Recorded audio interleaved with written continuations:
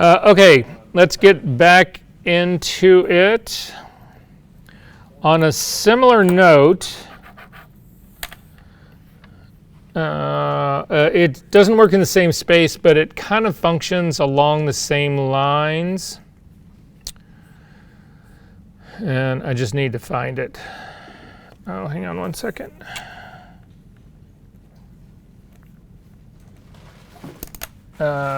Okay.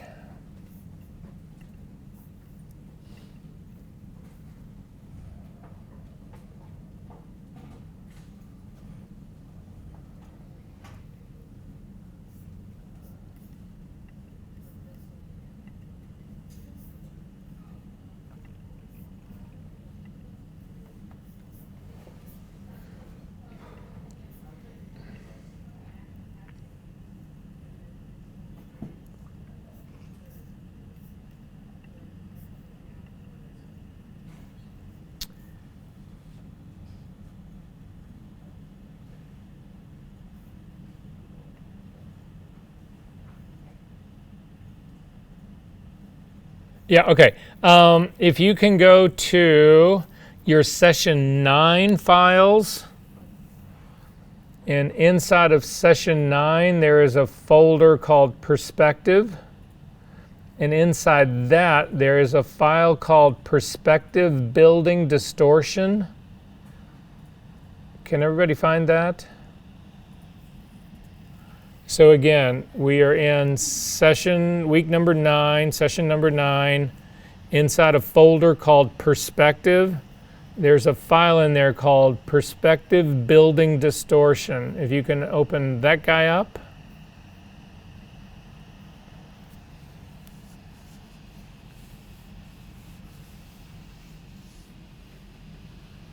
Did everybody find this guy? Anybody not? Okay, again, so what I'm going to do here is, you can see that this building is converging. So again, that's just, there's no way to avoid that when you shoot it, unless you use a camera that actually has an independent swing and tilt on the front lens from the back of the camera. So View Camera would actually do this. They do make lenses for 35 millimeter. You guys know this? They make actually lenses for 35 millimeter where the lens on the front mount actually swings and tilts so that you can use it. So here's the trick. Again, you will never you guys should know this part. It's amazing how many architectural photographers don't know this, but nonetheless, just so that you know. So the reason that you get distortion when you're shooting a building, a tall building like that, again, you're not going to, you'll hear this on the recording, you won't see it because I'm on the whiteboard right now. But what happens is, if we have a building that's like this, so I'm just going to do some sort of building shape, and we've got, so tall building, and we've got a camera that's set here, and what I'm going to do is actually do lens of the camera and the back of the camera. What creates the distortion in this is the back of the camera, the sensor of the camera or the film plane of the camera. This is what's causing the distortion. And you can see that the bottom of the camera, which is actually showing the top of the building, is actually closer to the image. The top of the top of the camera, the back of the sensor right here, which is actually picking up the bottom of the building, whatever. Because again, if you go through a lens here, they cross each other. This is what's causing the distortion. It's got nothing to do with the building. It's this plane that's on the back of the camera. Does that make sense? If you want no distortion, the back of your camera plane has got to be parallel to the building. It doesn't matter where you shoot it, it's got to be parallel. So if this is your camera right here, if this line right here, which is the back of the camera, is parallel to the building here, you will get no distortion in the building. You will get no convergence in the building at all. But the problem we run into with this is that when you do that, you don't see the top of the building. Typically, you would see only this part of the building. Does that make sense? So to fix that, the reason you see architectural photographers use view cameras is that because you can actually change the relationship of the lens to your sensor or to a piece of film. So the way you would fix this is, I'm going to do another version of this camera. Well, I'll do this version of the camera right here. Hang on. What happens is that I'm going to change this lens here. If you're using a view camera, I'll even give you the little accordion part of it.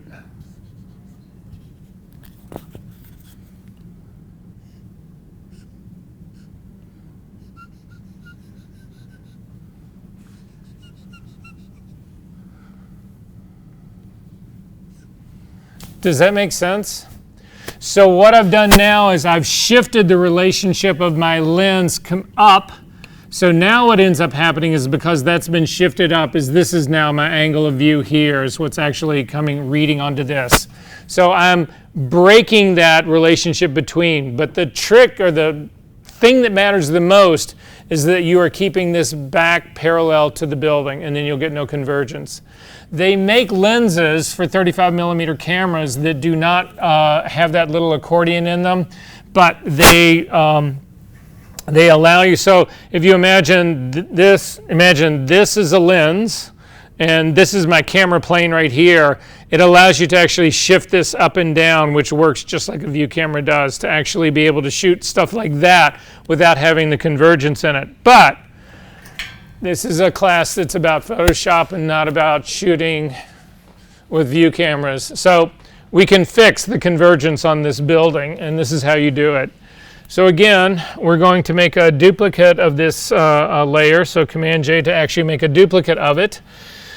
And then I'm going to go to the pasteboard here, hit the F key to actually get to the pasteboard, because some of the controls that we use on this might wind up outside of our just the working area if we kept the regular view of this. And then up to the Edit menu, down to Puppet, down to Perspective Warp. So it's right underneath Puppet Warp, Perspective Warp. And when you do this, you'll actually notice up at the very top in our options bar at the very top, there's two buttons that begin with here that are important to us. That's Layout and Warp. You do this in stages. We need to do a layout of the building, and again, what we're going to do, it's very similar to the way the tool works in Vanishing Point. We've got to lay out the planes of the building so that you can actually tell Photoshop what the planes of the building are, and then Photoshop can go in and fix the perspective of it based on the information that you've actually put into it. So to get to the planes to actually do this, we need to actually deal with parts of the building that are would be truly parallel and level to the ground. So the things that on the surface of the building, I'm now looking at what we would consider to be this isn't really the front of the building. I don't know what we call this, but anyway, the left side of our image, the building of the face of the building that's in the shade. So you can see that we do have parallel lines. The top and the bottom of the windows would actually be parallel. You need to worry about using like the gutter system that sits up on the top. Look at this edge right up in here, this corner that's right up in here. So you can see that there's a gutter that's actually coming out from the building, so that's not truly the plane of the building, and then you can see some roof line above it. This all gets really confusing in terms of what really is the front surface of this building if I'm doing it based on the very top ledge. So I would avoid that part. You can certainly use the lines of the brick lines, the mortar lines that are in here. Those would be good to use in here. So anyway, that's kind of how I'm going to approach this whole part. So to start with, you come over, and I'm actually going to click on this side that's right, so I'm going to go right underneath the gutter. I'm feeling like that's a pretty fair line for me to actually work on. So I'm going to click, and it'll actually give you a square that's got control points on it, and you need to set these control points to describe that part of the building. So I'm actually going to drag this up to this side over here, and I'm going to come up to the corner. And again, you want to make sure that you're actually tracing. So I'm tracing right underneath that gutter line. Then I'm going to drag this next line out and actually line it up just on the that front edge of the building. So the top line is in perspective. The left line and the right line, actually the right line is in perspective. The left line is not. It actually needs to come down and actually describe the outer edge of the building. And then I'm going to try to use the bottom of the windows to give me where this other line should ultimately be. And that part actually looks reasonably good right now. So then I need to do a second line, and you don't want to start from the version that you've already got. You actually want to start further. You want them to be apart for just a little bit. So I'm going to describe now the face of the building that's in the sunlight. So again, I'm going to start at the very back of the gutter line, and it'll click and drag out a point. I'm going to, get rid of that guy.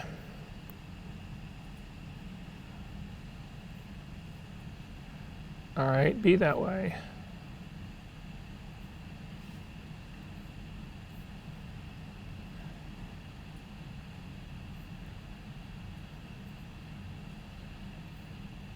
And I'm going to do this based on the windows, the edges of the windows as well.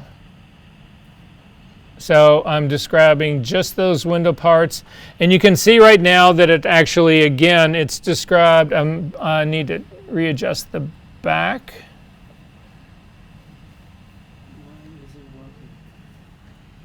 What happened?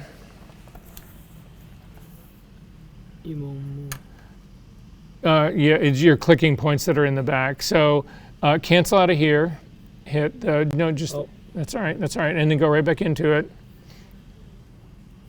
Good. And start with this one first and click. And again, no, it'll never cross over. It'll never cross over. Stop. Grab that point and drag it up to the top. Like this. And then bring the other one back where it belongs.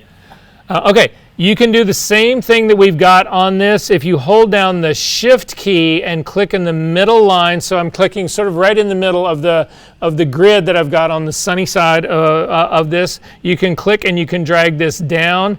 If you're holding down the Shift key, the reason you're doing that is to keep it from moving, from sliding right to left or left to right, that kind of stuff. However, when I get down like this, I can see that it didn't describe the correct line on the face of this building, because it would actually trace the bottom of the windows that are down on this lower level down here. So, but you can modify this. You can simply bring this part down to actually adjust that so that it fixes that part of it. And then finally, I'm going to come here right sort of in between these two. I'm sort of like in the middle of the line on the left-hand side of the sunny face of the building. Click and start to drag it towards the to the other face of the building, and all of a sudden you'll see that both of these lines go blue. If you let go of that, they will then connect to one another. So now I've actually got both building faces described. However, if I leave it at this stage of the game and I actually unwarp it, it's going to fuck up the bottom of the building right here, because what I'm saying is I want to fix the warp that's inside both of these planes, but you can see the lower foundation of the building right here is no longer a part of that. So to fix that, I'm going to click right in the middle, hold down the Shift key, and drag straight down, and I'm going to do the same thing on the opposite side in the back. In the opposite side of the back, again, I've lost that sort of horizon line that's going along, so I'm going to simply eyeball this one, and I'm going to run it down along sort of the bricks that are running along the edge down here. We'll see how much this really distorts the building. I also don't have the chimneys included in this, so if I change the distortion of the faces, the chimneys are going to remain unmoved and they will then not fit. So I'm going to select the middle of the top line on the shadow side and drag it up to include, hold down the Shift key to include the chimneys that are there. And then I've got to do the same thing on the other side. And you can see the line that's coming down on the other side, on the sunny side of the building at the very top, is no longer parallel because I've shifted this other front face up. So I'm going to simply eyeball that guy as well and hold down the Shift key to do that. And that feels like that is better line for me right now. So this is how and you just hope and pray that this is actually going to work. However, if you then take a look back up to your options screen again, this is the layout that we've established. Now you want to actually click on the button that says warp. So we're now picking a second part. You'll notice that the grid goes away. I've still got the outline of it, the control points that I can actually move, but the grid has gone away. There's a little finessing that I can still do right here. You can see that the edge of it is not perfectly along that corner line, so I'm simply going to slightly move that guy. And actually now I'm in the warp part, so when I move that guy, it actually moves the building. So I'm going to hit Command-Z to undo that. I'm going to go back to layout and then move that little line over just a touch, and then go back to my warp line right here. So in the warp line, with it now the warp part selected, you can actually do this by hand. You can manually go in and control these things. So you can see, you can collect this point. You can do all sorts of weird shit in here. I am not going to do that. I'm going to use the automatic controls. And so if you look at right next to the icons that are right next to the warp button, you can see that there's 3 lines that go straight up and down. Those would be to actually take care of the warping or the convergence for lines that are going up and down, and those are the ones that are the most problematic in this building. So if you click on that, you can see it squares up the building. However, it can go beyond that. If you prefer, you can actually click on the horizontal lines for the building, which will completely change how the building works. You can see it actually flattens the building here, which is a complete perversion of it, but it actually makes all the horizontal lines of this building horizontal. Again, not something I would probably want to do. Command-Z to undo that. You can also click on the sort of the tic-tac-toe squares of it all, which will do both horizontal and vertical. It does some really super weird shit. Now, you're not seeing, it's not leaving over part of the building, it's in the back. What you're seeing in the back, the chimney that's above this, it's sort of like floating in space, is actually the layer that's underneath this. So anyway, I'm not going to use that either. I'm going to hit Command-Z to undo that. I am going to hit the squared up version here to actually make it so that I got rid of the convergence part of it. However, you don't need to keep it just at this part right here. If you come over to the edge, that's to the line that's running up the corner, you can actually click that line. If you hold down your Shift key and you click it, it turns yellow, and that allows you to select both points. And then when you grab this top line or any of the top control handles, you can actually rotate the building.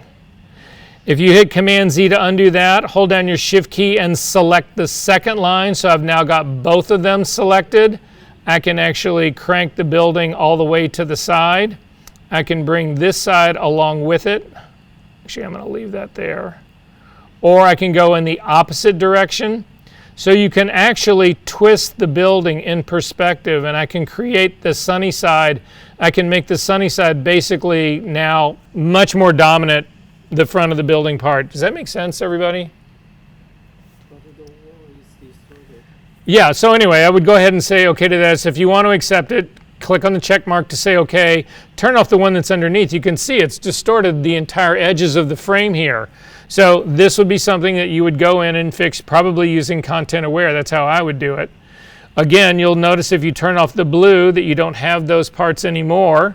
So in this top layer that I've got that I've already distorted, I can load this as a selection.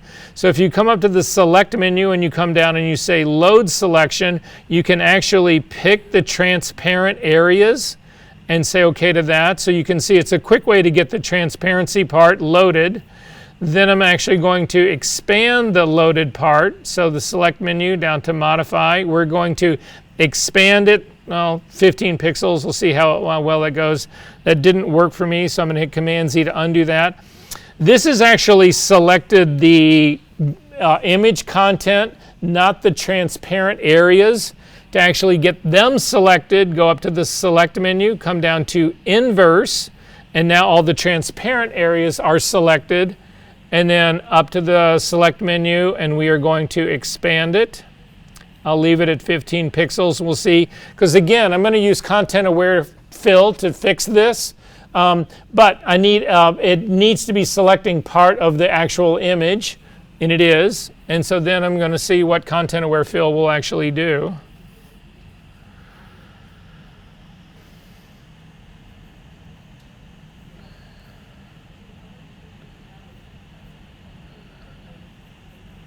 And actually the content aware fill, it does some weird stuff down here on the line down here, but it actually looks pretty good.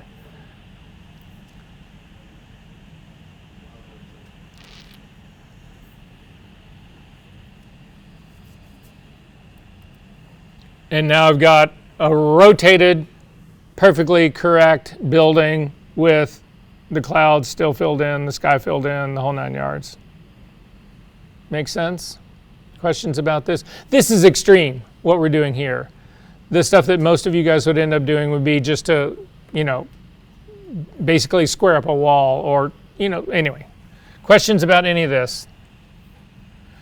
All right, hit the F key again to go to the black pasteboard, F key one more time to get rid of that, and you can close that up. You do not need to save that.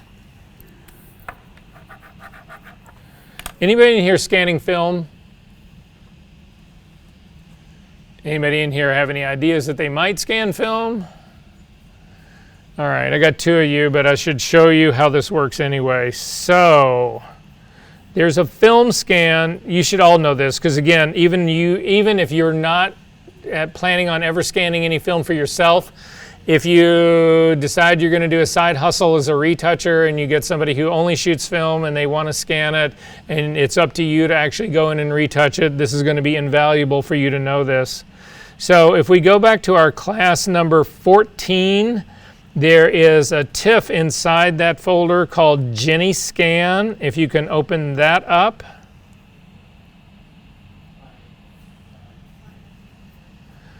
It's actually a scan of a negative, which is what most people, again, there's so few people who are shooting transparency film now. This is more than likely what you'll ultimately end up getting. So has everybody got this open? And it'll open up into camera. In my case, it opens up in Camera Raw. Does yours just open straight into Photoshop? Yeah. Okay. If you want your stuff to have your TIFFs open in, I'm going to cancel out of this really quickly and show you.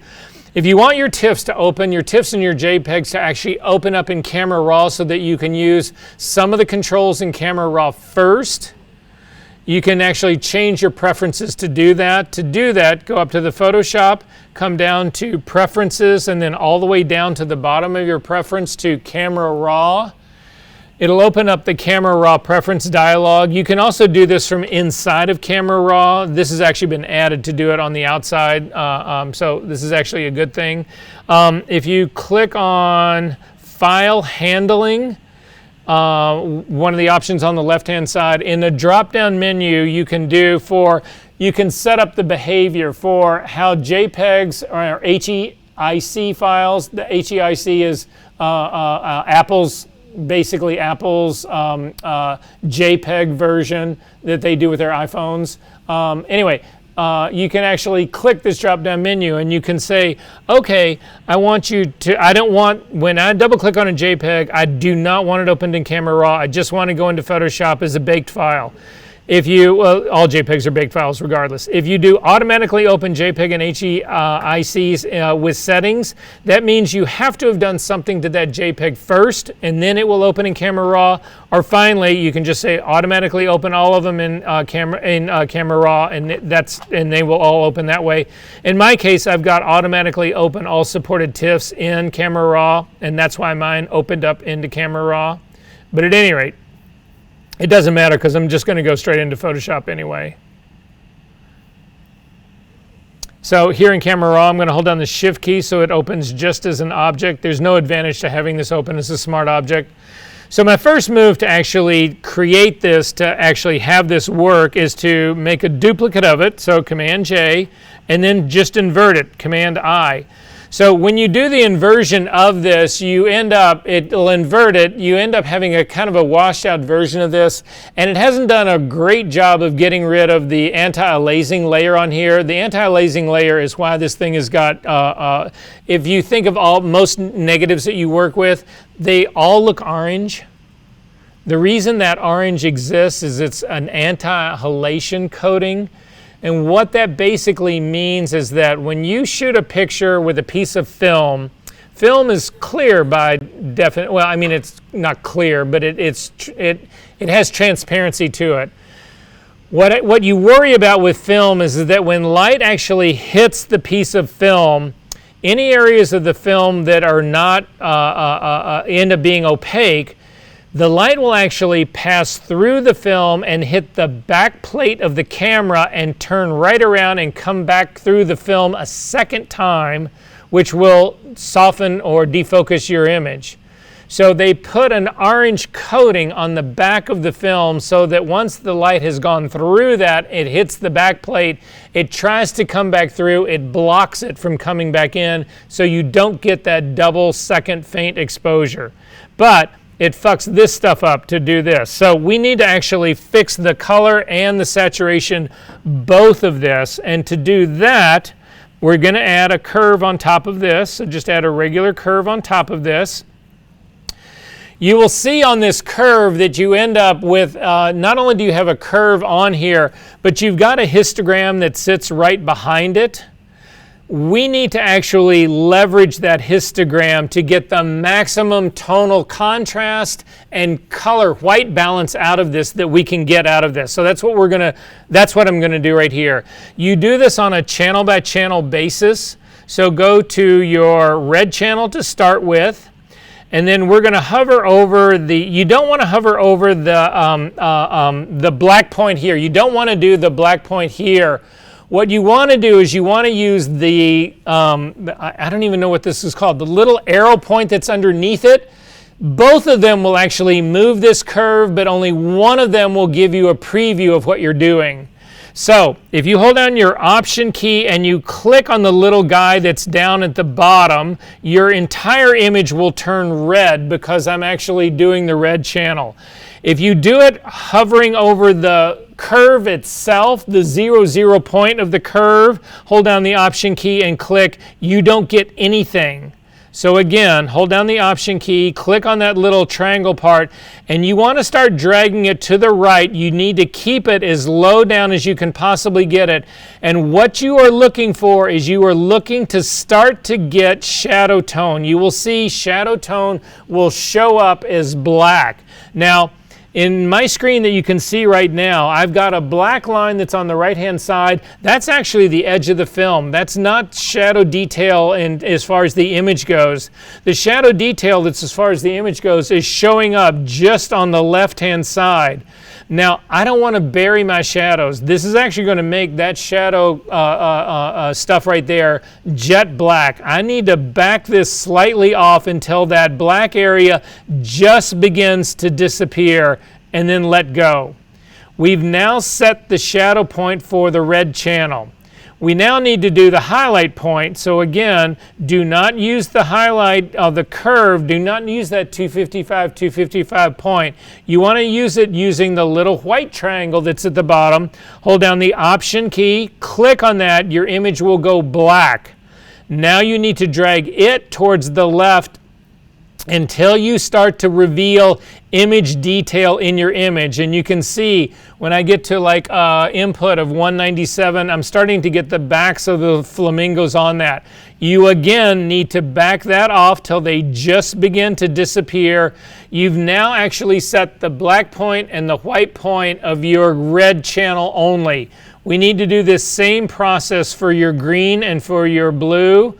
So I'm clicking and holding down till I just start to get a little bit of detail in those shadows on the left-hand side. Back them off, come into my highlight slider, pull this back till I just start to get the flamingo backs again. Take that slightly off, and then finally do this for the blue channel. And again, drag that till I just start getting information. It's going to be on that left-hand side again, and then back that just slightly off. Go after my highlight slider and push that back in till I actually get just to my highlights and let go there. Look at the difference that we've made. This is nuts. So how many of you people, when you're doing your scanning, are actually having the film scanner do your color conversion for you? If you're using the Imicon scanners, that's how the workflow is set up. You're missing all of this shit. It's the worst thing that you can do. It's a guess. This is not a guess. Does this make sense, everybody, what's going on? Then for me to sort of gild the lily on all of this, because this is color corrected and it's also got a really good contrast range. What I would do is hit Command, Option, Shift, and the letter E to give me a version of this file that's actually got the advantage of the inversion and the color correction and the contrast control. Then I would change this into a smart object, so you can do it again in a million ways. You can actually come up to your filter menu and say convert for smart filters. All that does is turn it into a smart object. Now that it is a smart object, I can use the camera raw filter, and I can do all sorts of tricks into camera raw. I can fine tune the white balance if I feel like there's something in the building that should be white and it's that strip along the back. It changed it just a little bit. It put in just a slight touch of warmth in that. I can also use my auto control to actually see if I need to drive it. Now this is actually making my image a little bit darker, and I'm fine with that because I feel like I also need to bring out more mid-tone contrast in the birds themselves. So I'm going to grab the clarity slider and start to drag it over to pump this up and say okay to that. And this is now what we have. You cannot get the Imicon software to do this, or God forbid somebody showed you how to use the Color Perfect software for the Imicon scanners. Shoot me in the head. It's beautiful software, but it'll take you 15 years to learn how to use it. Questions about this? Change your film scanning forever. Close this up. Next thing we're going to go for is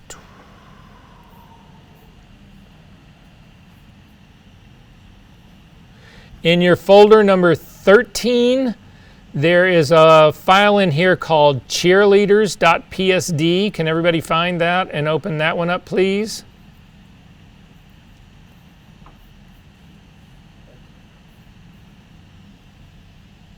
Are we good on this part? Okay, so this is from 1978, and it's clear that the print is failing. So why is this image red? No, it's not a red scan at all. It's actually a print. It's a photograph of a print.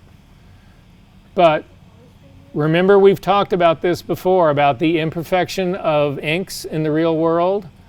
So this is a situation here where the cyan ink that printed this thing has failed and completely bleached out. And you're left with an image that doesn't have any cyan in it, and that's why it's so red. Again, cyan's the opposite of red, right? So how would you guys fix this? Why do we see it as being red?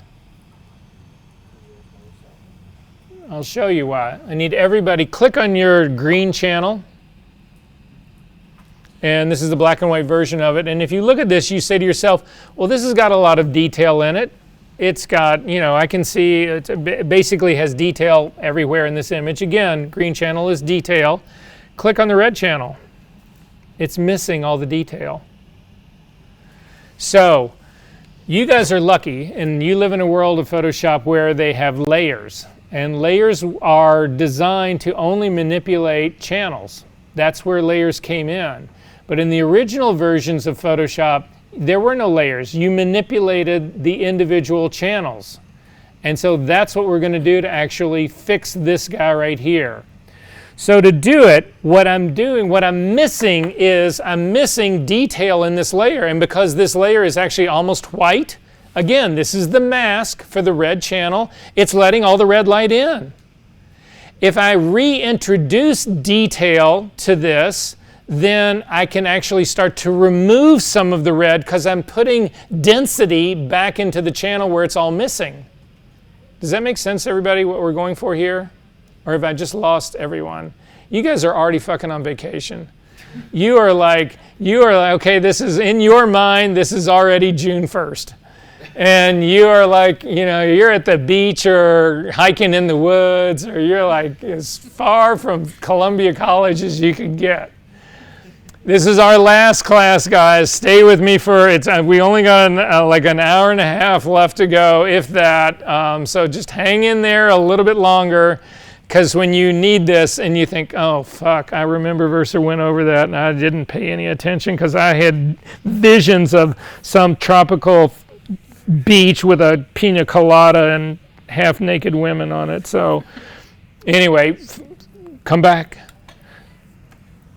So I can actually, this used to be how you would actually deal with all of this, how you would deal with color correction. It's no longer how people deal with color correction because, again, we have layers and we've got adjustment layers and all of it. It's easier to do it there. However, the problem with this is not a color correction. The problem is that this has lost, well, it is color correction. This has actually lost the ink that used to be there.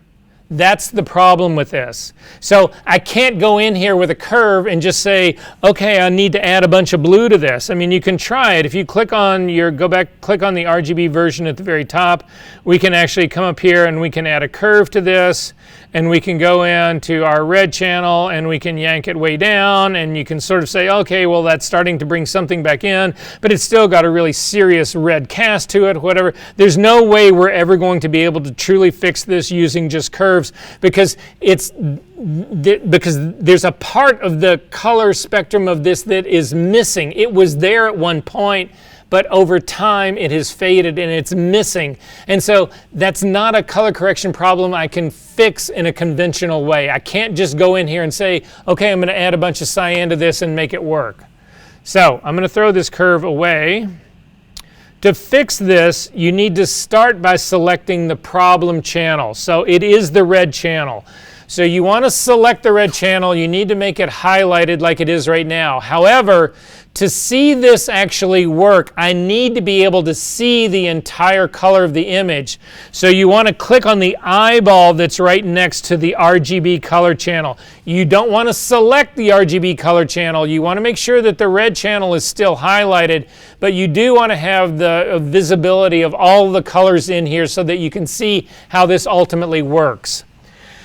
Then we're going to use something that you guys have already used in frequency separation, and that is apply image. This is apply image was adopted to use in frequency separation, but what we're going to do with it right now is how it was really designed initially to work.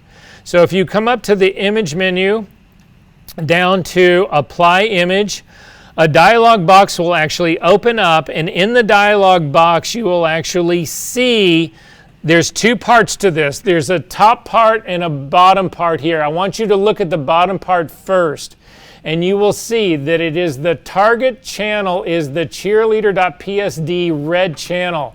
You cannot pick the red channel in this dialog box. That's how old this thing goes back. You should be, in my opinion, be able to pick it, but you can't. Again, that's why we had to target the red channel. If I target the green channel right now, you don't need to do this, just watch my screen. I'm going to target the green channel and come up to apply image, and you'll notice now that my target is the green channel. You have got to pick the target channel before you go into apply image. So I'm going to go back to red, and I'm actually going to then go to apply image. Again, red is my targeting channel. Now we need to pick the source. And the source, what I'm going to do is I'm actually going to blend the source channel into this red to give it detail. Now, by default, it always picks the red channel as my source. Well, I'm just adding the same thing. I'm just building density down here in the red channel based on itself. So I'm not adding any missing detail. If it was missing in the red channel, it's missing in the red channel that I'm blending into it.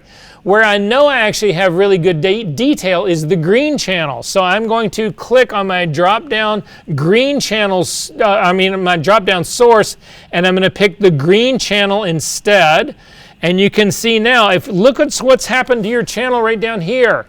There's a preview check mark in your dialog box in the apply image. Turn the preview off. Look what happens to that red channel.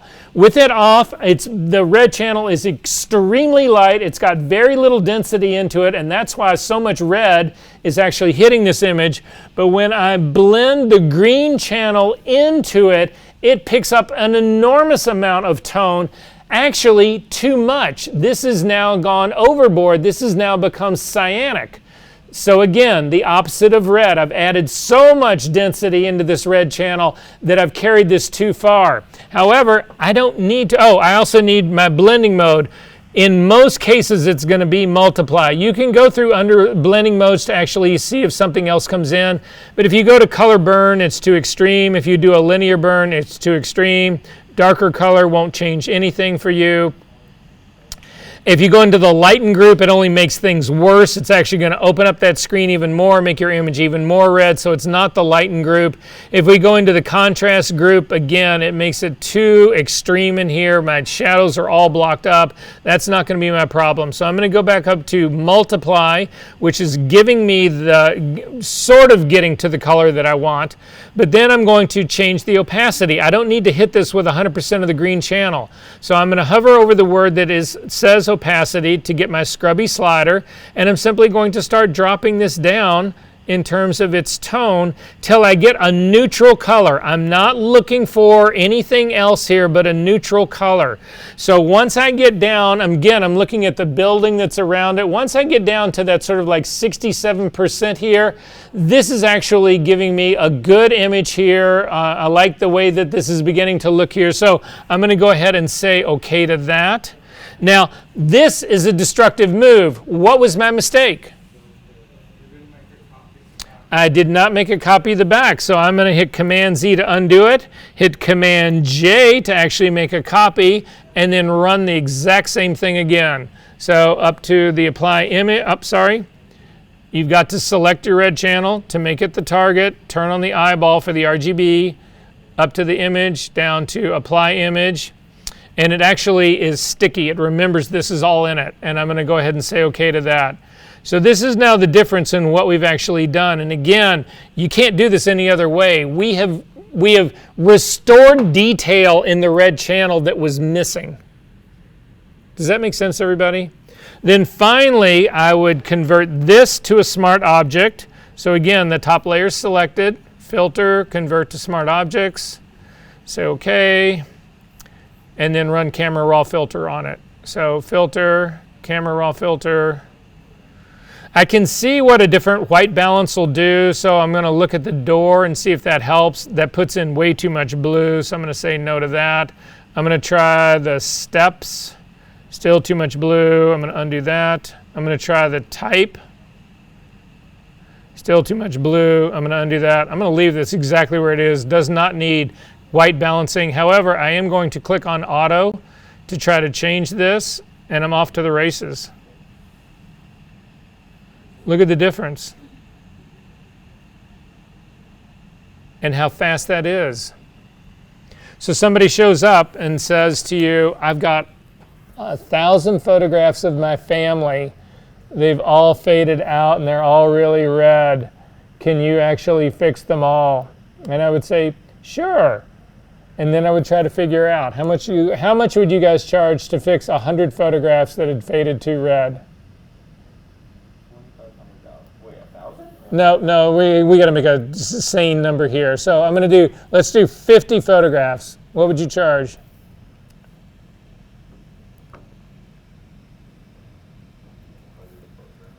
$100 a photograph? Wow, I like the way you think. Wow, no, that's not $5,000. That's $50,000. No, I would just say $5,000. Okay, so $5,000. That seems reasonable, right? To fix 50 photographs, $10 a photograph. Actually, that's not 50. It'd be $100 a photograph to fix that. Sure, if it's family photographs, it's that important to you. And you just stress how much work this is going to take you. Oh my God, it's just going to take me forever, blah, blah, blah, blah, blah, blah, blah, blah, right? You can do that. Every single one of those photographs takes you like 2 minutes. So total, that would be 100 minutes. That's an hour and a half for $5,000. Thank you, Judith. You realize how, again, you people are going to be fucking fighting out there to get minimum wage, and I'm giving you the golden key here. Okay, you can close that one up. We do not need to save that one. Well, they're dropping like flies. All right, I do want to go back and, like I said, I want to do a little bit of comp work here, but what have you guys, before I do any of that, is there anything that you guys were hoping that you were going to get to or learn or talk about or cover in this class that we haven't touched on? How to fix distortion, What kind of distortion? the building distortion. I just showed you. No, that's perspective. I mean, like when you use a fisheye lens Yes. and there are curved lines. Yes, we need an image that's actually got that in it. So, and I don't have one of those, but we might be able to get one online really quickly. So,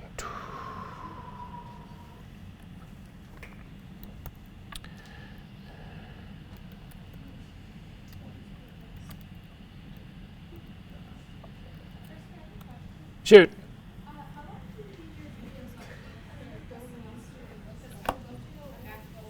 They're available to you for as long as they're on YouTube, and don't take them off.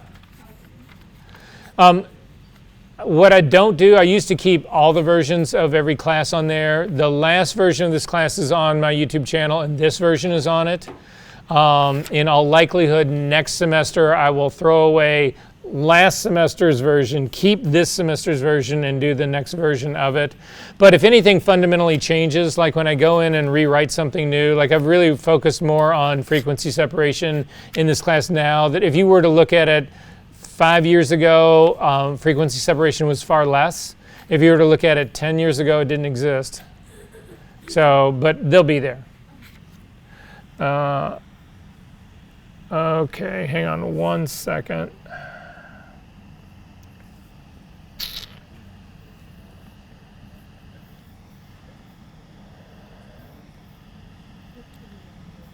I'm going to try this guy right here. Let me see if I can download it, and I'll put it on the screen. You guys can do this with me.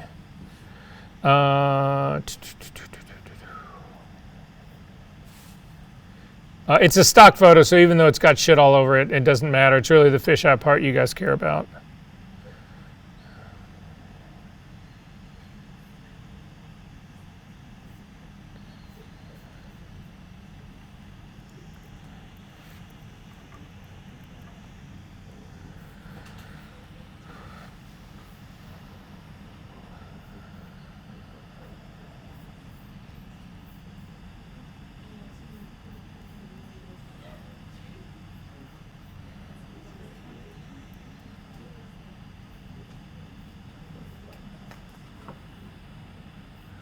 All right, so if you go to, again, our class folder, there is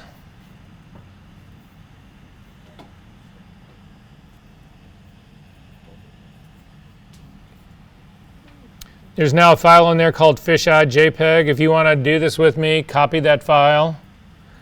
Otherwise, I'm going to open mine.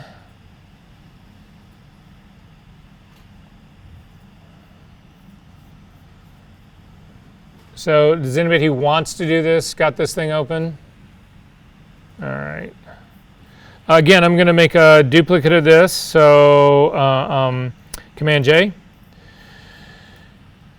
And then I'm going to remember where this is. I haven't done this in a while, so typically I would actually do this. I'm going to look at lens correction. No, it's adaptive wide angle. That's what it is. So come up to the filter menu down to adaptive wide angle. And it will come out, and you will actually have, again, you're going into a brand new space.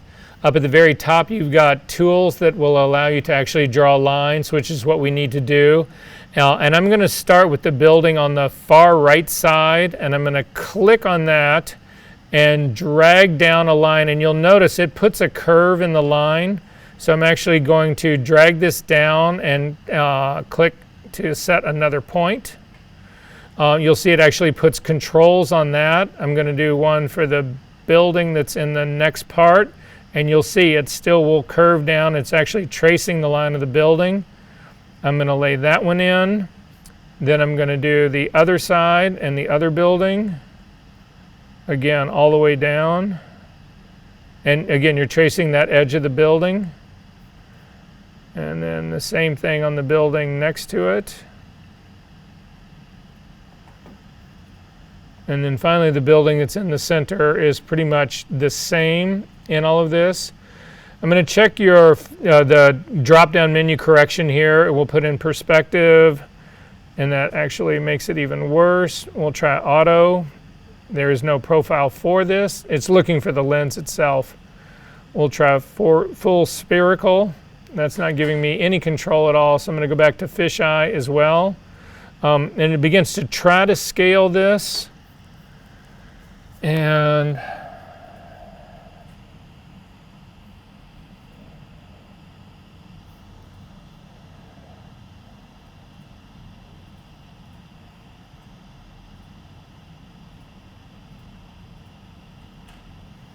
so what we can do is, again, you can control, there's control handles on those lines here. So if you click on one, I'm going to click on this side of the building over here. These control handles control where the line actually goes. So, sorry. And we can drag the line so it's completely upright. And so this is how this is beginning to work. So, I mean, this is a real extreme sort of distortion case in here. This gets us better to the point, but to be honest with you, this is something I really need to look at more. Again, I haven't done this correction and this kind of stuff in quite some time, and so I would want to look at it because, again, it hasn't fixed the top of the building. It's done a pretty serious job of like squaring up other parts of this, but it used to be in here, there was an auto control on this that would actually allow you to, these lines would actually, it was pretty much like the same lines that existed in the perspective correction part, where you would click and you could make all of those lines actually horizontal or all of those lines vertical, and I don't see that happening in here. So I'd want to look at this deeper. But if you've got something that's not as severely distorted as this, this part will actually help out considerably. And you can do other lines, like if we do another line here.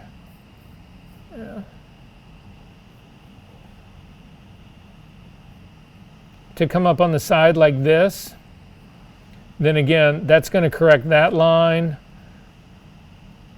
That's a pretty weird shaped line right there, but we can do the same thing on this building. And you can see, so we're sort of beginning to get to the place that you want to be. If I go ahead and say okay to that part, so this is where we were, this is where we are.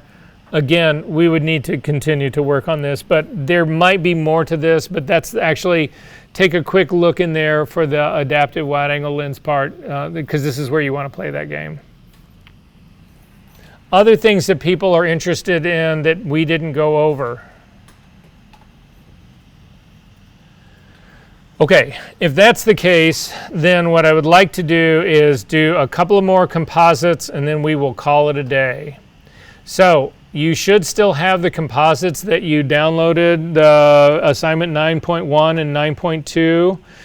If you don't have those composites, you can try to drag them off of our server.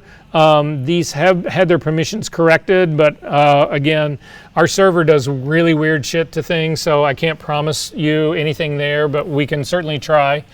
But the first one that I would like to go after is Amanda's. So it's this image right here. Can you guys find this image? And again, I'm going to open it up from my local folder.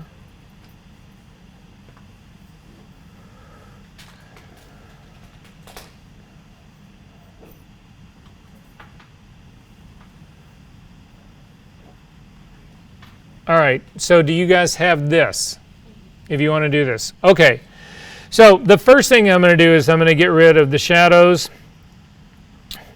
because I've got to change this whole image. The first thing I'm going to say to you is that in looking at this, I'm going to get rid of the color correction that's all on here as well. As a matter of fact, I'm going to select all of those and just throw it away. We're going to sort of start from scratch here. I'm going to turn off the shadows. I'm going to leave those where they are, although actually I'm going to throw those away too because they're incorrect. Okay, so we've now just got the 3 elements that are in here. So in looking at this image or figuring out this is the background that we want to do, is this the correct image?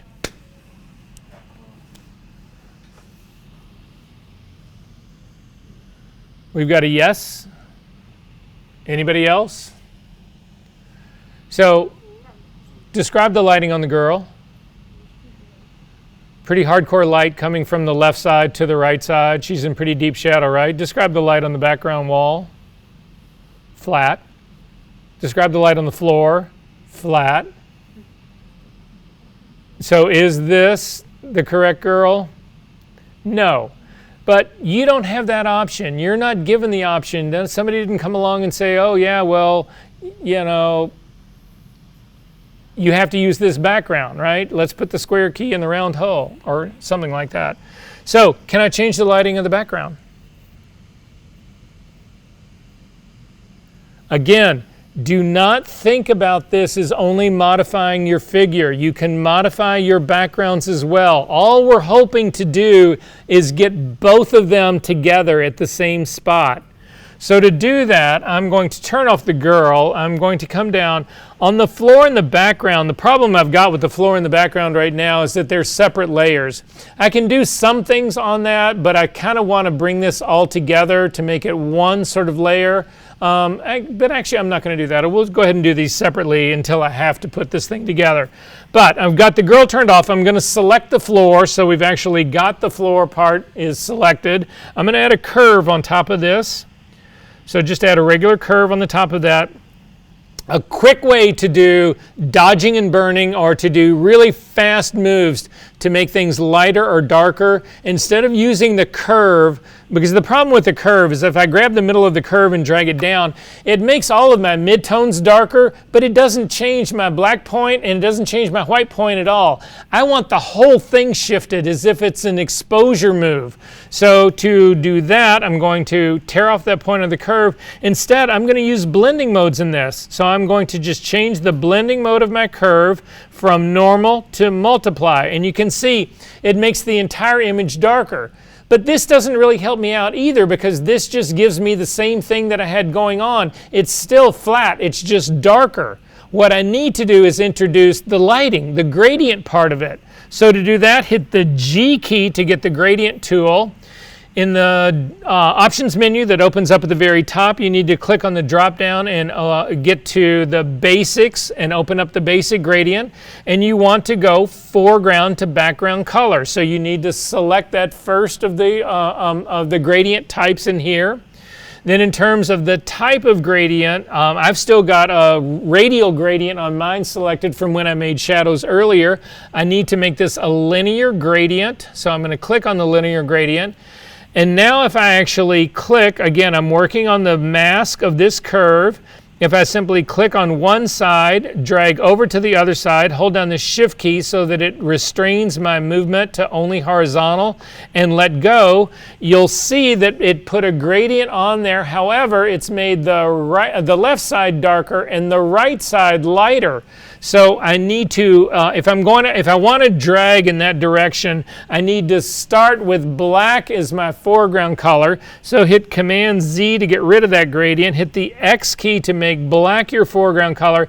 Now when I pull the gradient along that, black is going to be on this white, on the left-hand side, making, removing the effect of this curve, and then on the right hand side it's going to hit it, the curve in its entirety, and I'm going to let go. And so now I have the illusion that I've got a light coming from the left side going to the right side, don't I? So now when I turn the girl back on, she ends up being, the background now makes sense with the foreground. Look at the difference. Does that work for you guys? It makes a lot more sense, right? So now at least I've got, okay, well, at least she's close enough. If you need a stronger control on this, you duplicate the curve. So I'm just going to select the curve, hit Command J. That now duplicates it, and the effect is even stronger. You could say, well, yeah, Versa, but it went too far. It's too strong. Just use your opacity slider to drop it back. So this is now back. I pulled it back to like a 40%. So I've got 140% worth of curves on here. And you can keep adding curve after curve after curve after curve to do this. Personally, I think that actually makes it a little bit more believable. So if you want the same version that I've got, I'm going to go ahead and put in a 40% for that second curve. So then I'm going to select the girl up at the very top, and I'm going to now run my check layers.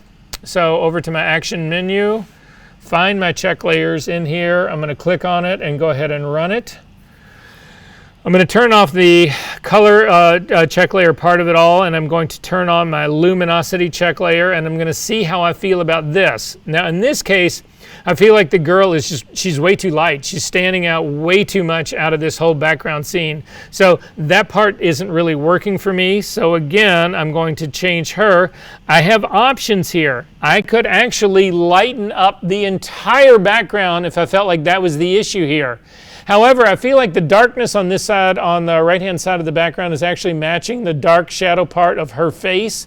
So it's really just bringing down the highlights of her, I think, is the move that I need to make. So to do that, I'm going to select the girl because, again, I need to put an adjustment layer on top of it, but I need to clip that adjustment layer to her. So I'm simply going to add a curve. I'm going to change the blending mode of this curve to luminosity because that's all I'm trying to do is change the tone, not the color.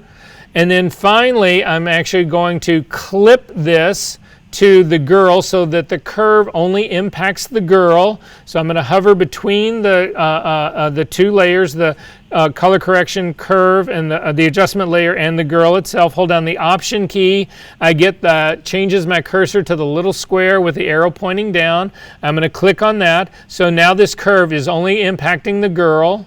And then finally, I'm going to grab the highlights up at the top. Again, everybody goes after the midpoint here to change the midpoints of this. The midpoint is not my problem. It's the highlights. The highlights are too bright. So I'm simply going to click on this and pull it down. That would be one way of doing this. And then I'm going to turn off my luminosity check layer, turn my curve on and off, and say, did that part work? I don't really believe that there's a color mismatch in this as well right here. I don't necessarily believe that this is the best way of actually doing this because I'm just trying to drop the exposure. So I'm going to turn this off. I'm not going to throw it away. I'm going to turn it off, but I'm going to leave it there. And instead, I'm going to try to go after this another way. I'm going to select the girl. She is already a smart object. So now I can use smart filters on her. So I'm going to come up to the filter menu and I'm going to come down to camera raw filter. And camera raw filter now will allow me to actually use exposure. So I can drop the entire exposure of her. So I'm going to actually click on it and drop it down at -0.5 stop and say okay. And then say, does this now fit better? Well, you can't really tell without your luminosity check layer, but now when I put the luminosity check layer on there, this actually seems to fit this scene better. The highlights that I'm looking at right here seem to fit the highlight area on the back wall. The shadow part seems to fit the shadow part of the back wall. I feel solid about this. I'm off to the races. To get to a before and after version, if you want to see what that exposure thing is actually doing, click on the smart filter, on the mask of the smart filter, so you get the brackets around it, and hit Command-I to just invert it, and then Command-I to undo it. So you're bringing it back on and off. And you can see by dropping that half stop down, it actually now fits the scene pretty well from a luminosity point of view. That tells me that the luminosity curve that I did, the first attempt that I tried to actually get this to go to be darker, is not the best way. So I'm simply going to throw that curve away. And then I'm going to turn off my luminosity check. So my next move in all of this is to go after my color in this. So I'm going to come up all the way to the top of my color check layers and turn on the color check layer to see everything in this. And it's not just my hue saturation, it is the color check layer part of this all. Now when I look at these two, I'm actually thinking again, I've got an enormous amount of blue that's happening in this back wall and a little bit of green that's happening down on the floor. The oranges are actually pretty similar. So the oranges of the flowers that are on the back and her skin tone are pretty similar. But I know that there's a real dominance of blue in this image. So I actually feel like I need to add some blue to the figure as well. So to do that, select the girl again. So make sure that the compositing layer is the active layer. We are going to add a hue color balance to this. So color balance. Again, I'm going to change the blending mode of my adjustment layer, my color balance adjustment layer, from normal down to color only.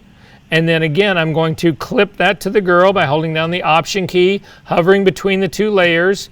So now my color shifting in here will only impact the girl. It won't impact anything else. And so I said, I need to actually get some blue into this image. So I'm going to start dragging the blue a little bit in that direction. But it's also a cyan issue as well. I can grab and pump in a little bit more cyan into this as well. And you can see her legs have started to take on some of the same coloring as that background. The shadow on the side of her face has started to take in a little bit of that color on the background. So I'm feeling somewhat good about this, but I'm going to turn off my check layers and see how I feel about it in real time. And now with the check layers off, if you want the same values that I had a negative 27 in the cyan red channel and a plus 38 in the blue. It's too strong. I mean, I'm looking at this, it's clearly too strong. So instead of trying to fuck with these together, because again, I've made two adjustments here, instead of trying to change them both, I'm simply going to lower the opacity of this adjustment layer. So I'm going to grab the opacity and just start to drag it down until I feel like it fits in here a little bit better, and it's got to come pretty far down. So I'm going to come down into the roughly the 20s. So I'm like at a 24%, and then I'm going to turn the curve on and off, and that feels like that fits considerably better for me. And then finally, I'm actually going to click on my saturation check. And you can see in the saturation check, her skirt is just a little bit more saturated than the flowers that are in the background, and I think a loss of saturation here would help match them a little bit better. So again, I'm going to go down to my adjustment layer, the color balance adjustment layer that I have clipped to the girl already, make it active so that then we need to add a hue saturation layer on top of this. I need to clip it to the girl. So again, holding down the Option key, clicking on that to clip it. I also need to change the blending mode of my hue saturation adjustment layer to only saturation. And then finally, I need to just grab the saturation slider and start to pull it back until, again, saturation is now a question of brightness. The brighter anything in this image is, the more saturated it is. The darker it is, the less saturation. That's why the skirt is so light. It's actually, or the dress is so light, it's a lot of saturation. The flowers that are in the back are also very light because they're heavily saturated. But the floor has got no color in it, no saturation, no color on the walls, whatever. So I'm going to drop this back, and I'm feeling a little pretty good about this mix right here. Again, if you want the same number that I've got, it was a negative 21 in the saturation. I'm going to turn off my luminosity check layer and then come back to my hue saturation and turn it on and off. And this has actually become a much, much, much better comp right now. So I'm liking the way that part's actually working. However, the one thing that I didn't do in this all was figure out if the girl is scaled right in this. How would you figure that out? And do you know what the average size of a brick is? The height. It's actually, I've done this like 1,000 times. It's actually, I think it's 2 1/4 inches, but let's go find out. Jump out to your browser, Command N, and do average, AVE.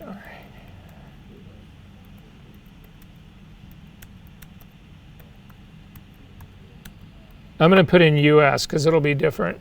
2 1/4 inches. I know, right? So I'm going to go back here to the girl, our whole scene right here. You can move the girl now. All of these adjustment layers will go with her. So I'm going to just hit the girl now, Command T, It's going to say it's going to turn off my smart objects in order to do this. I'm fine with that. I'm going to raise her up so that her feet are right on this background. And then actually I need to get control points in here. So I'm going to exit out of that so that I don't do that.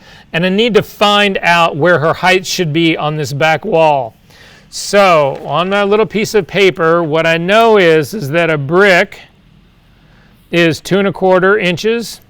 I know that the girl is, we already talked about her. I'm going to do 72 inches for her. She's really 5'10", but she's in heels, so 72 inches would be 6 feet tall. So I'm going to do 72 to 2.25. I'll show you this. Actually, I'll write it out right now.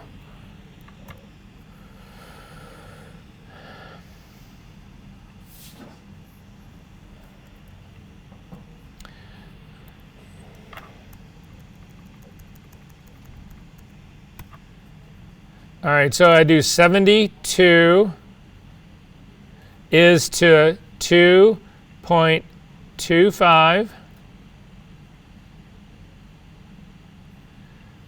over and over. So then I need to find out, again, how tall the brick part of this actually, how tall one of the bricks in here is. So I'm going to zoom into this. I'm going to drop a guideline to one area of the one line of mortar. I'm going to drag another line down to the other area of mortar. If you don't have your rulers showing, it's the view menu down to rulers so that they do show. I'm then going to grab the ruler tool. The ruler tool lives in the same place as the color sampler tool, so I'm going to grab the ruler tool. My readout now is actually in something other than pixels, and again, you want this to be in pixels. So I'm going to hover over the ruler itself, hold down the control key, click on the drop down for the ruler, and change it from inches to pixels. And now my readout in all of my info palette will be in pixels. I'm going to come down to the bottom line of my, bottom rule line of this. I'm going to click on the ruler, hold down the shift key and click till drag it up. It will snap to the second guideline up at the top. And my ruler, so the height of a brick in this is 117 pixels. So I'm going to write 117, and this is where you put it. So the B key, so 117. So again, the pixels are right underneath the inches. So I'm just transferring this inches to inches. So the way I figure out how tall the girl needs to be on that back wall, how many bricks she needs to be, that's another way I could have done it. I could have divided this 72 by 2 1/4. It would have told me how many bricks tall she needs to be, and then I would figure that part out. But it's just easier to do it measuring it. So you cross multiply. So you multiply 72 times 117 divided by 2 1/4. So in my calculator,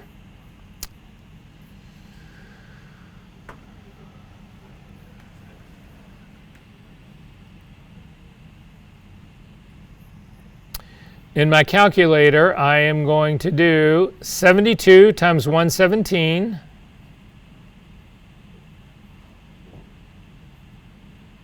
equals, and then divide this number by 2.25. So divided by 2.25. The girl should be 3,744 pixels tall. So I'm going to go back to my image right here, double click on the hand. I'm actually going to then hit the V key to move my guidelines, and I'm going to drop this one down to the intersection of the floor and the back wall.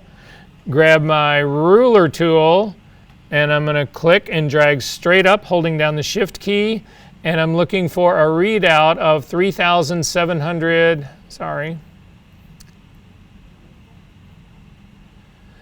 So that's going to make this girl gigantic, and I don't really believe she's that tall, so I'm going to check my math again.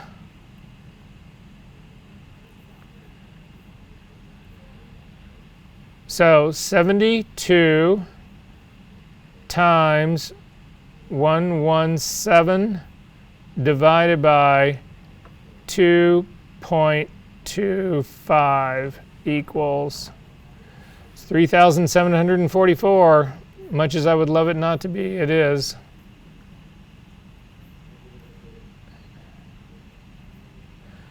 Make sure that that brick is that exact height as well.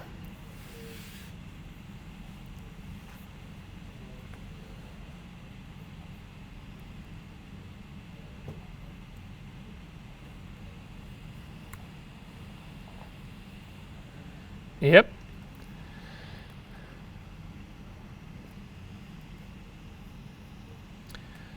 So move the guideline down to the bottom, grab my ruler, click and drag up, hold down the shift key, and I'm looking for 3744. 3744.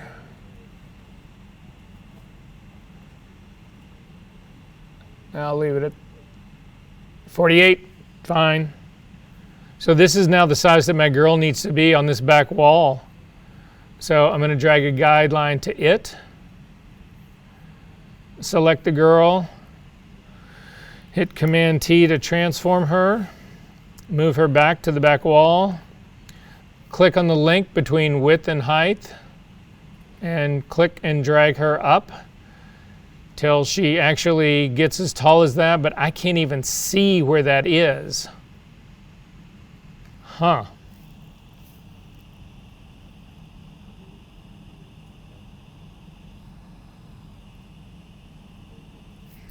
All right. Small bricks. Huh? Say what? Small bricks. Yeah, really small bricks, right? Okay, so we've got to change this now to actually be able to see where she needs to be on this. So I'm going to go back down to my original background part. We're just going to make the entire canvas of this image larger. So I'm going to go to canvas size. In terms of canvas, it's got pixel content. I know I need my pixels to be, let's do inches instead of all of this. So right now I've got a height of, let's say, 50. I'm going to actually change my height to 70. I'm just trying to get something that's tall enough for my image. In your canvas size resizing, you can actually say where you want the additional canvas that you're adding. By default, you'll have an anchor point that's right in the middle that will say, okay, if we did, let me reset this really quick. We've got 51 inches right here. I'm going to change it to 70. That's 20 inches more that I'm adding. How am I adding that additional 20 inches? If we leave this in the anchor point in the middle, it will add 20 inches. Actually, that's going to be a 70, not 20. It's going to be 70.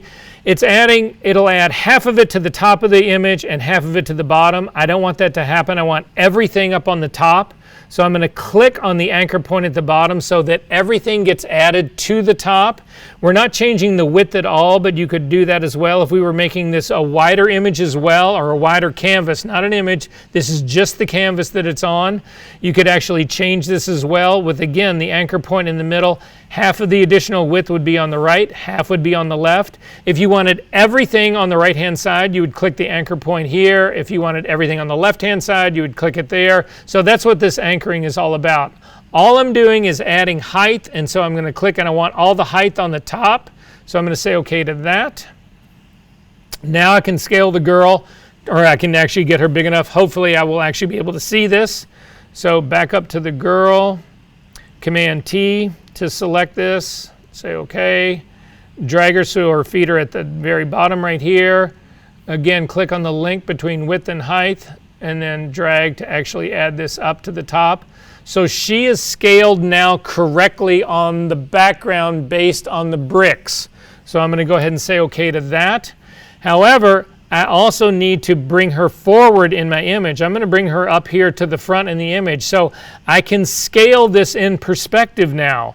To do that, Command T again. Go ahead and say OK to that. Remember, I told you guys that the anchor point, or the vanishing point of this girl, is somewhere right around her waistline, just below her navel, or right around where her navel is. So I'm going to put the anchor point up there, and then I'm going to hold down. This is only going to get worse. This image is only going to get bigger. So I can't scale this girl based on this. I can do other tricks though, so I'll try this one last trick here to hopefully pull this off. I don't need to see the entire girl. She can actually be close to my entire frame, so that's how I'm going to actually bring her. I'm going to hover over the Shift key and the Option key to scale in perspective. I'm going to click and drag her to pull her forward. She's no longer going to be able to stay in perspective, but I'm going to keep her here this close. I'm going to go ahead and say OK to that, and then she is now in perspective scaled relative to the bricks. However, I can't see her face, so I'm going to hit the V key to get the move tool and simply bring her down. And this is going to be her relative. So she's scaled correctly way in the foreground for this image that's in the background. Is this making sense, everybody, what we're going through here? So this part, I'm going to actually bring her down a little bit lower. I'm going to double click on this image. Now, I don't need this top of my image anymore. I want to get rid of the top image because this is really throwing me off. The easiest way that I know to actually do a crop is not to really use the crop tool until the very end. I'm going to use the marquee tool. So I'm going to select the marquee tool, the M key.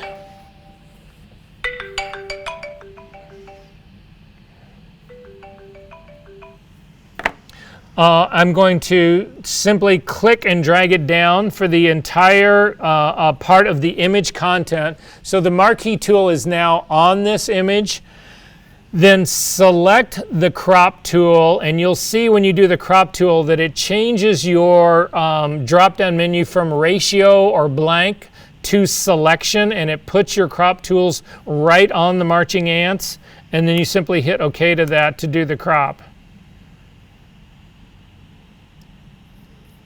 So now I'm going to double click on the hand. So this is now the image that I've got to work with. However, I have got a background issue problem with all of this. And the problem I've got with this is that the background, again, is way too sharp for how close this girl would be to the camera. So we're going to go over how to actually build a depth map again and then actually use it to blur this background.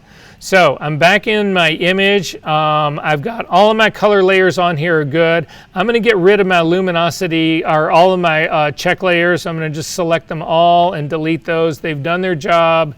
The girl part is actually in here. Everything is turned on. That part is right. You need to be careful about your smart filter. You'll notice that there's a smart filter on here that's not covering the entire girl. There's a mask on here that was based on that crop. So I'm going to change my mask and I'm going to select it and make it entirely white. White is my background color, so Command Delete will actually fill that guy, which was affecting her. So I'm feeling good about that part of it all.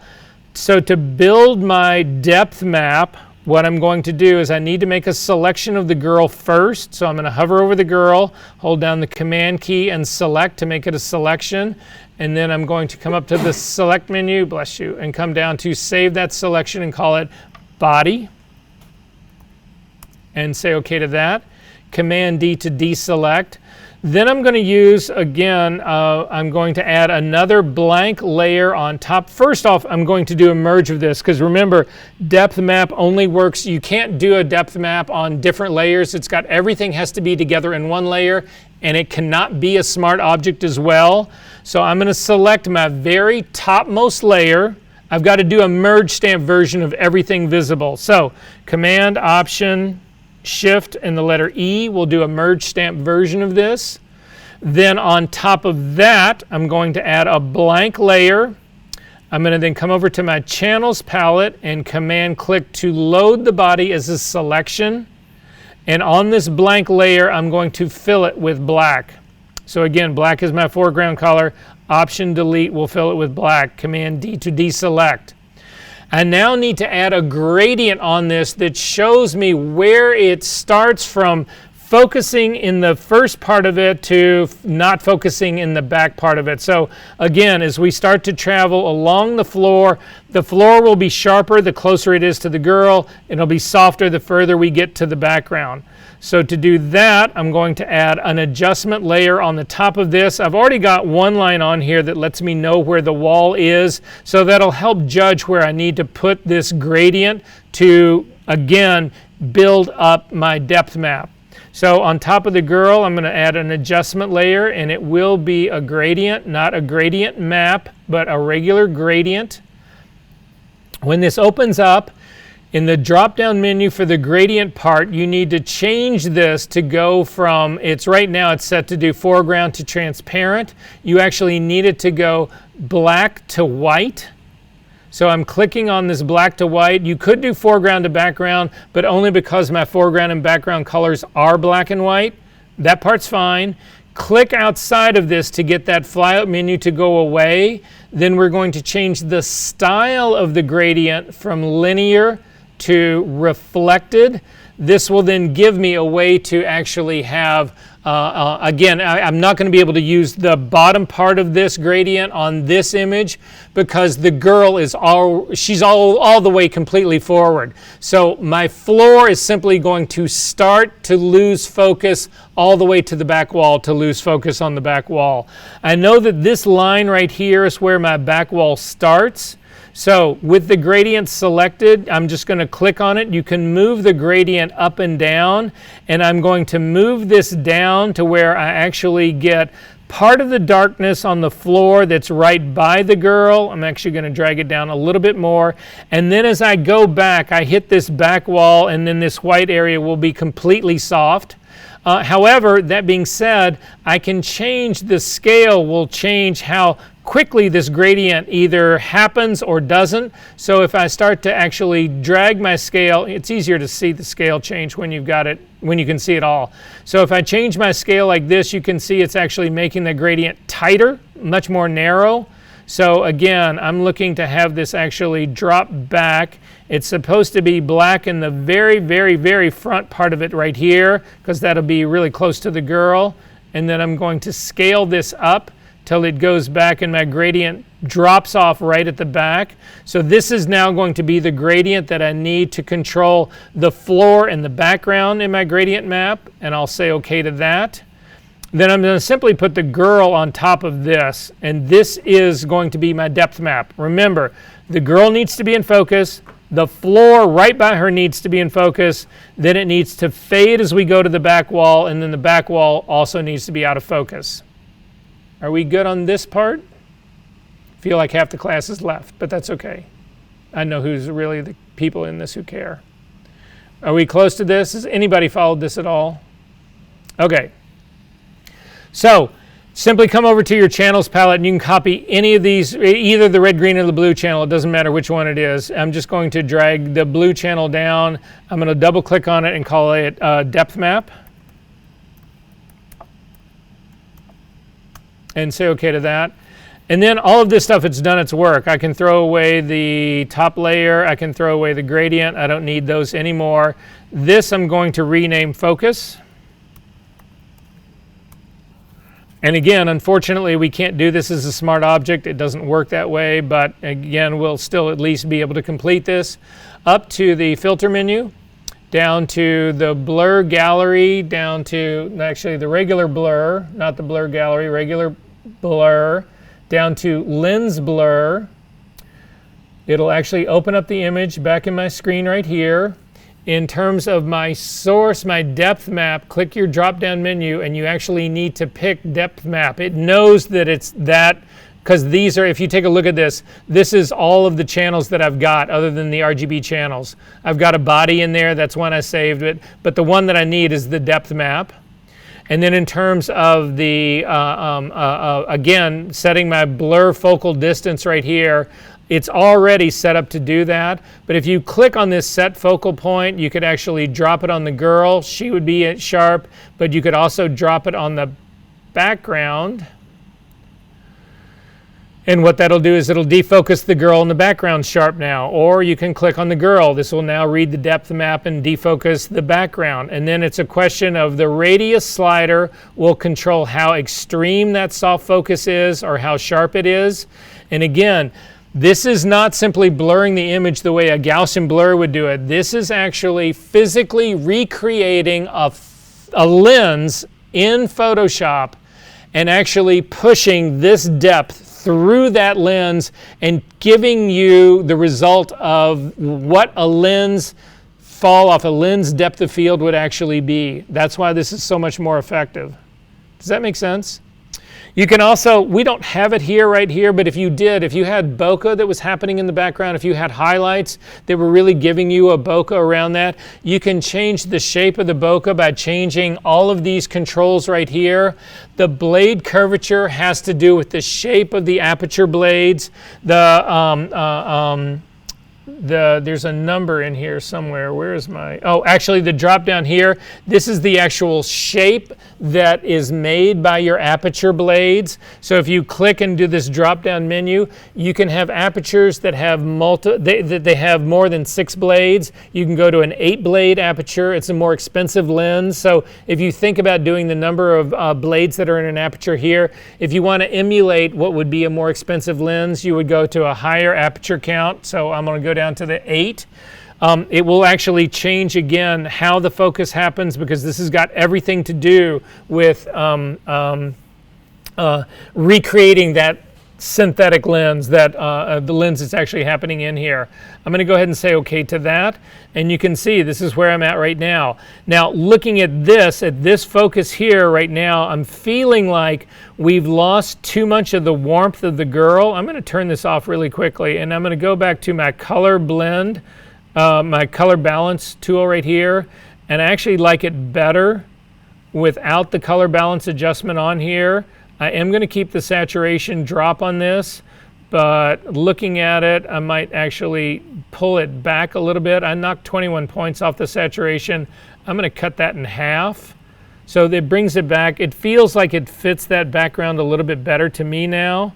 So once I've done that, my focus is no longer good. So I'm going to throw the focus away with my top layer selected, Command Option Shift and the letter E. This is going to be my new focus.